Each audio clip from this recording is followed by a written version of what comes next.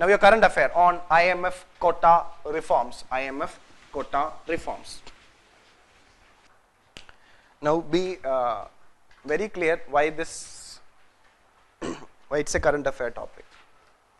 Reason is, now from your prelims point of view, any news happening between January 2016 to April 2017 is an expected current affair. Okay. Now in January 2016, in this month, in January 2016, IMF have brought some changes in its quota allocation.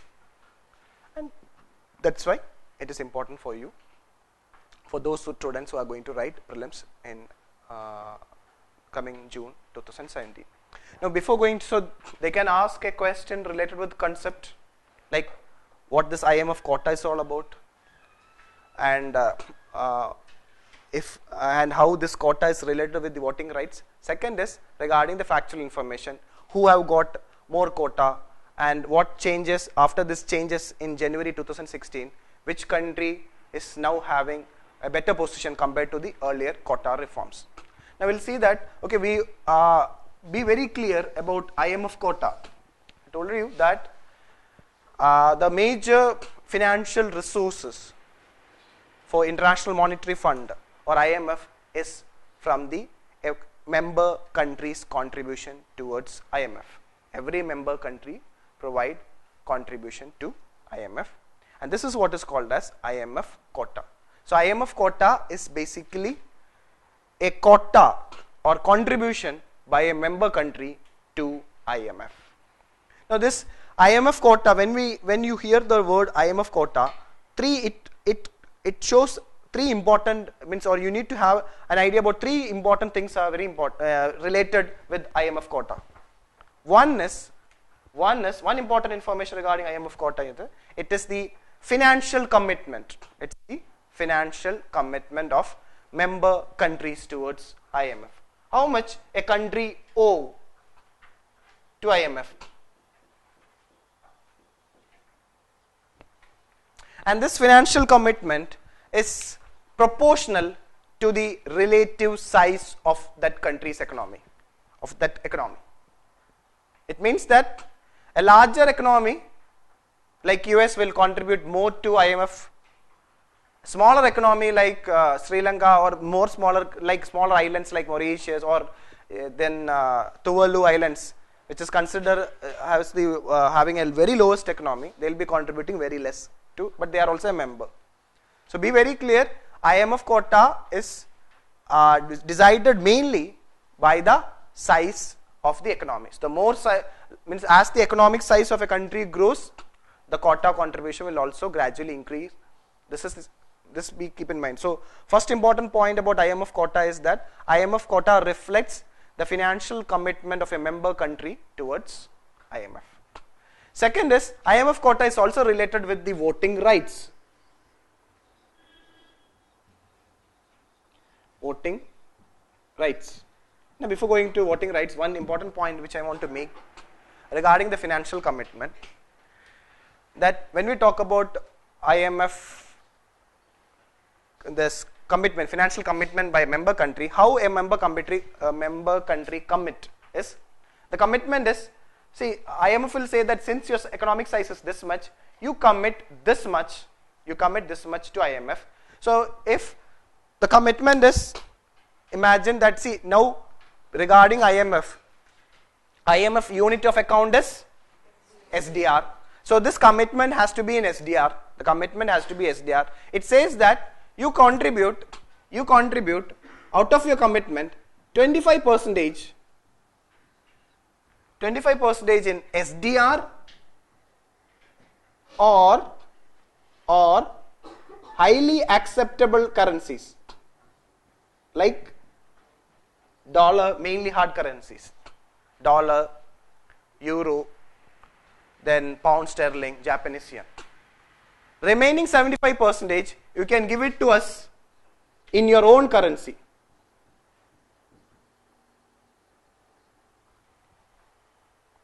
So if imagine that a country's 10 million. Country's quota is 10 million. Then to 10 million SDR. Then 2.5 million SDR has to be given in any foreign particular free acceptable currency, and the rest 7.5 million, if India is providing, it can give in Indian rupee. Okay, and if you notice one thing, this 25% only can be used as reserve tranche, which is a part of forex reserve. Since we are already given it, we are just taking it when we are in a crisis. That's why it said that it's a discretionary fund. It's not that IMF fund, it's our own fund only. We are taking it back for our, but it's there with the IMF. Now, so this is one important point you keep in mind regarding IMF's, or when we hear the term IMF quota, regarding the financial commitment of a member country towards IMF. Second is regarding the voting rights. Second point is regarding the voting rights. Now, every member country, I told you in IMF, the voting is not one member, one vote principle. It is the quota determines the voting rights. If a country is having more quota, they will be having more rights. For example, it is like this. Every member will be allotted basic votes. Every member will be given basic votes. That basic vote will be similar. Plus additional votes will be there. Basic vote plus additional vote. This additional vote is how it is calculated. A member who is having 1 lakh SDR will be given one additional vote. So as the quota increases, a member country will be having more additional vote, and that resulted, that's the reason why US is having, since it is the largest economy, since the US is having the largest economy, it is having a voting right of more than 15%. I already discussed with you, in the case of IMF, all major decisions to be accepted by the Board of Governors, which is the highest decision making body of IMF, it requires 85% of the voting right. Since US is having more than 15% of voting right, the US can veto almost all the major decisions taken by the IMF Board of Governors. So be very clear with it regarding the voting right. Third one is regarding access to finance. If a member country is having any require any finance or loan in foreign currency, then again that is proportional. This access to finance or access to loan is in proportion to its quota. Now recently IMF have made changes because of this Eurozone crisis. IMF, as per this access to finance, it is like this. Now a member can take more than or double the quota amount. Means an increase of 100%. For example, India is having a quota of 10 million. Just giving an example. It's not 10 million. If it is India's quota is 10 million, then it can take a loan of 100% more. That is 20 million loan it can take under its initial loan facility. Under its initial for a year. We know that there are facilities like standard facility and extended facility. Under that, it can take 100% more for a particular year, and cumulatively it can go up to 600%. That's why I told you this have been changed mainly to help Eurozone countries. So access to finance, it's not that much important, but just have an idea. Access to finance is is related to, so if a country is having more quota, they'll get more access to finance. So see, these are the three major benefits or the three major rights which quota is related. If you have a particular quota, that quota says that you have to make financial commitment to IMF. If you have this much of quota, you have this much of voting rights. If you have, then you can take loan or access to finance this much. So every country every country tries to increase their quota. But I told you quota is linked to the size, mainly to the size of the economy. This quota is linked to even the forex reserves. But 50% of the weightage is given, 50% of the weightage is given to the size of the economy. Size means GDP. Okay, so this very important point you keep in mind. Now try to understand that as time progressed from 1940s where IMF were set up, the size of the economy have gone a drastic change. Now if you know that the China or the emerging market economy like China, India, Brazil have their economic size have increased and they have not been given adequate quota as per the size of its economy.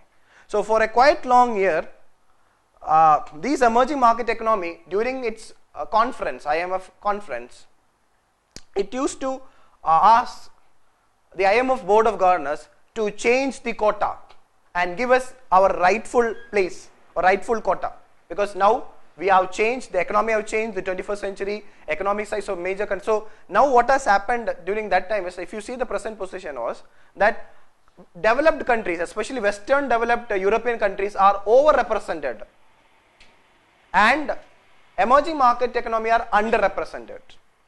So in every 5 years there is a feature of quota that IMF says that every 5 years there will be a general quota review. Every 5 years there will be a general quota review will be there. So in 2010 quota review, it was accepted that some quota changes will be made and underrepresented economy will be allotted more quota from the overrepresented economy. Who is this overrepresented economy? Mainly developed European countries. And at the same time it has committed that the poor least developed country or poor countries quota will be maintained. Only from the rich country only you will take and give it to the emerging market economy like China, India, Brazil, etc., Russia, etc. Okay, so in 2010 it was accepted. So everybody was expecting that in 2011 it will be implemented, but you know that the US didn't allow it. So finally the decision which was taken way back in 2010 was implemented in January 26, that date you will not forget now, January 26, 2016, and in this January 26 when IMF accepted, means it was fully implemented, two things have happened. So this is the reform is all about. In January 2016, two important things have happened. One is that the IMF total SDR allocation, keep this in mind, that IMF have allocated SDR to every member country. And if you look into it, that number is, the total SDR allocation is SDR 238.5 billion. This is the total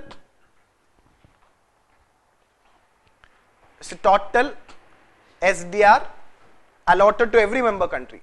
So as part of this reform, it was decided to double this SDR allocation. So every country have to double the SDR. So from where? From 238.5 double is 477. So now presently, after this reforms is accepted, now the SDR, total allotted SDR is 477 billion, be very clear, it's in this 477 billion SDR only. And if you convert into dollar, it will be more than that. So I am talking about, say, IMF unit of account is SDR. IMF unit of account is SDR. So this is one major change it has done. What it has done? It has doubled SDR allocation. Second thing is that it has shifted 6%. It has shifted 6% of quota. It has shifted 6% of quota. It has shifted 6% of quota from overrepresented to underrepresented countries. So these are the two major vital changes. Now with this knowledge, if any question I have, and with this changes, China became the third largest quota country after US and Japan. So China's quota have increased to 2.2. So now China's voting right have increased from 3.8 to 6%. So quota will also be similar. Similarly, India also got a minor hike in the sense that from 2.34 to 2.6. One is in relation to quota and one is regarding voting rights. So regarding the voting rights, it is voting rights it increased. Voting rights increased from 2.34 to 2.6, and regarding SDR allocation, it was from 2.44 to 2.7. That's not important. Just have an idea. India also got a small increase in relation to voting rights. That is, and voting rights is proportional to quota.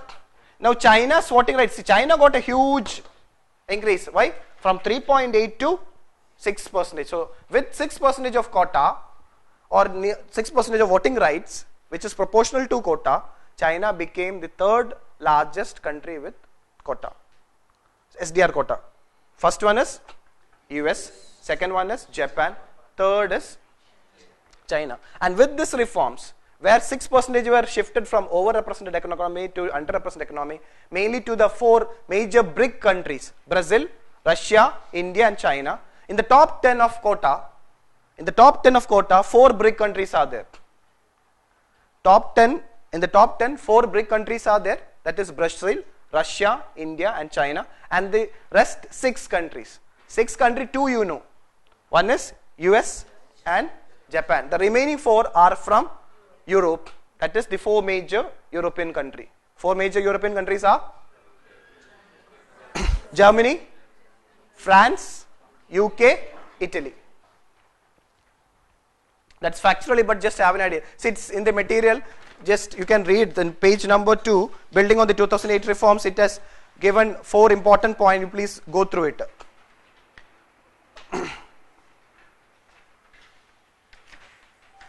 So I am repeating again this regarding if they ask a question on IMF quota reforms.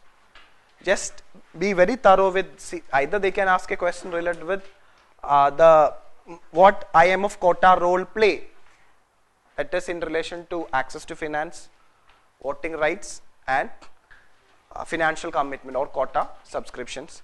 Second is in relation to the changes happened in the 14th general review, quota review, where 6% of the votes have been shifted. So this 6% is very important. Okay, and while shifting from 6% from overrepresented to underrepresented, the US control have not lost. Now also that US retains the voting right of 15% and above.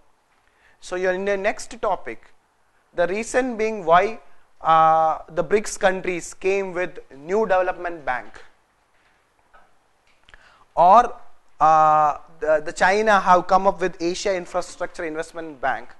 The reason is, one of the reason is the failure of this IMF or better word institution to accept this emerging market economy, their contribution and the relative size. And they were, see, if you have noticed one thing, in regarding this quota reforms also, it was decided in 2010. It was implemented in 2016 when China and the other BRICS nation decided to come up with this new banks. So we'll discuss later while comparing. Now in the next topic, when we discuss the BRICS bank, that is new development bank and a contingency reserve arrangement, it is linked to IMF and World Bank. It is playing a similar function what IMF and World Bank is playing there. So we'll discuss that. Thank you.